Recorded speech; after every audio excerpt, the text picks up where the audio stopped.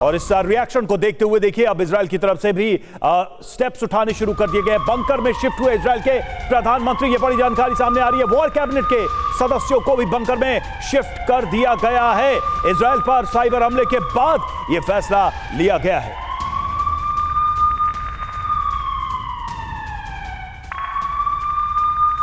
और चलिए अब आपको बताते हैं कि ईरान ने सैन्य मोर्चे पर कुछ घंटों के अंदर जवाबी कार्रवाई के लिए क्या क्या बड़े कदम उठाए, क्या क्या स्टेप्स लिए हैं। तो ईरानी कमांडर की हत्या, महायुद्ध का खतरा लगातार बना हुआ है, ऐसे में क्या कदम उठाए गए हैं। सैयद मुसावी की हत्या के बाद से ईरान में काफी नाराजगी है, ईरान काफी गुस्से में है और ईरानी विदेश मंत्री की इजराइल को तबाह करने की यह सीधी धमकी और कह दिया है कि एक अंजाम भुगतने के लिए तैयार रहे। इजरायली सीमा के आसपास जमा हो रहे हैं ईरानी लड़ाके, ईरानी फाइटर्स को जमा किया जा रहा है। और ईरान की धमकी के बीच इजराइल में बड़ा साइबर अटैक हुआ है, एक बड़ा साइबर अटैक हुआ है। उसके पूरे पावर सिस्टम पर इजराइल के गोलन हाइट्स में बड़े पैमाने पर बिजली की कटौती की गई है, वहां पर बिजली फिलहाल नहीं है और इजराइल की वॉर कैबिनेट को बंकर में शिफ्ट कर दिया गया है, बंकर के अंदर भेज दिया गया वॉर कैबिनेट को, जो कि इस पूरे युद्ध की स्ट्रैटेजी अब तक बना रही थी। ये वॉर कैबिनेट का गठन किया गया था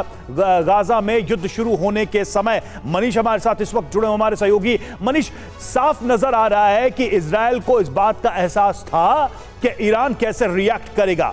जो मैक्सिमम ईरान की तरफ से रिएक्शन हो सकता है, जिसका डर इजराइल को है, दिख रहा है कि बेंजामिन नेतन्याहू के साथ वॉर कैबिनेट तक को बंकर में शिफ्ट कर दिया गया है। वो प्रोबेबल मैक्सिमम रिएक्शन ईरान की तरफ से क्या हो सकता है? क्या एक खुला युद्ध हम देखेंगे? देखिए, जब सुलेमानी की हत्या की गई थी उस समय ईरान इजराइल पर आक्रमण कर देता, ऐसी संभावना नहीं थी। लेकिन अभी मुसावी के हत्या के बाद ये संभावना बनती है कि ईरान की तरफ से इजराइल के खिलाफ जंग सीधे सीधे हो सकती है। इसलिए नहीं कि मुसावी बहुत बड़े कमांडर थे, बल्कि इसलिए क्योंकि इस वक्त हालात ऐसे हैं जहां पर इजराइल के खिलाफ लगातार ईरान के नेतृत्व में वो तमाम गठबंधन सक्रिय है। अब आप देखिए कि कमांडर मुसावी के मारे जाने के बाद हिजबुल्लाह की तरफ से भी बयान आया है। हिजबुल्लाह ने भी इजरायली एक्शन की निंदा की है और उन्होंने ईरान के प्रति अपना समर्थन जताया, जो कि जगजाहिर है, जो कि साफ तौर पर हिजबुल्लाह ईरान को समर्थन देगा ही, क्योंकि वो उसका प्रॉक्सी अंग है।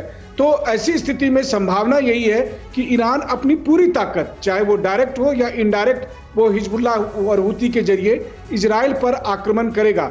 इजराइल को भी इस बात की आशंका है, लेकिन बात यही है कि इजराइल को यह पता है कि आज जो हालात बने हैं उसके पीछे ईरान है और इसलिए वो ईरान को बख्शने वाला नहीं है। तो ये एक ऐसे हालात बन रहे हैं जिसमें आपकी शंका वाजिब है कि Iran versus Israel middle east का महायुद्ध शुरू हो सकता है। मनीष लौटेंगे। ब्रिगेडियर विनोद दत्ता हमारे साथ जुड़ चुके हैं। विनोद सर, क्या मुसावी का एसेसिनेशन, मुसावी की हत्या वही घटना है जिसके बाद से ईरान सीधे जंग में कूद जाएगा? आप इस पूरी घटना को कैसे एसेस करते हैं? देखिए, ये काफी टर्निंग पॉइंट साबित हो सकता है इस युद्ध में और इस बात की ईरान को पहले तवक्को थी कि इस तरह की स्ट्राइक होगी। अगर आपको याद हो, जनरल सुलेमान का भी इसी तरह से उन्होंने बिल्कुल प्रिसीशन टारगेट किलिंग की थी। तो ईरान और मुसावी जिस तरह की अपना वहाँ उनकी अपनी स्टैंडिंग है, तो मुझे लगता है ईरान इसको बड़ी सीरियसली लेगा और ये युद्ध में एक टर्निंग पॉइंट साबित हो सकता है। लेकिन सर, कहां तो युद्ध को खत्म करने की बातें कही जा रही थी, कहां तो यह बात कही जा रही थी कि जल्दी से इस वॉर को इजराइल कंक्लूड करे और गाजा में जैसी भी व्यवस्था हो, जो भी रेजिम हो, उसको एस्टैब्लिश करे। लेकिन इजराइल तो बिल्कुल उल्टी तैयारी कर रहा था। उसको पता था कि ये करेंगे तो फिर युद्ध आगे लंबा और खींचेगा, बड़ा होगा। देखिए, इंसर्जेंसी के जो ऑपरेशंस होते हैं, इंसर्जेंसी में उसको खत्म करना या उसको बिल्कुल कंटेन करना काफी लंबा प्रोसेस होता है और ये टाइम इंटेंसिव और कैजुअलिटी इंटेंसिव ऑपरेशंस होते हैं। क्योंकि देखिए, किसी विचारधारा को खत्म करना इतना आसान नहीं है और खासकर हमास जो इतना वेल एंट्रेंच्ड दुश्मन है, उसको समय लगेगा ऑपरेशंस को वाइंड अप करने के लिए। और जो टनलिंग ऑपरेशंस है उसमें बहुत समय लगेगा इजराइल को। तो ये जो ऑपरेशन है ये काफी लंबा खींचना तो बिल्कुल यकीनन था ही।